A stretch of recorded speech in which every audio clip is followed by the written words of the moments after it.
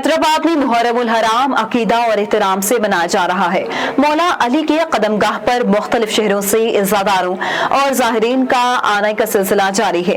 इंतजामात के हवाले से मजीद जानते हैं वहाँ पर मौजूद हमारे नुमाइंदा इमरान मुस्तफ़ा से। जी इमरान, इंतजामात के हवाले से आगाह कीजिएगा।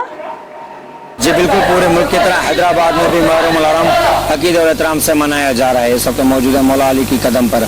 आपको बताता चलो कि मुख्तलिफ शहरों से ज़ाहिरीन का आने का सिलसिला जारी है, जबकि सिक्योरिटी के इंतजाम यहाँ पर सख्त किए गए हैं, जिसमें रेंजर्स और पुलिस भी टाइम अप किए गए हैं और जगह जगह पर वक्त रुकिए गेट भी लगाए गए हैं। इंतजामिया की जानब से सफाई, गलियों पर सफाई और सुथराई भी किए गए हैं, जगह जगह पर स्ट्रीट लाइटें भी लगाए गए हैं।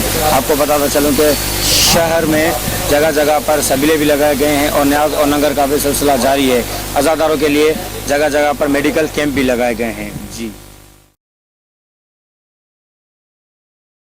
जी बहुत शुक्रिया हमें तफसीलात से आगाह करने के लिए।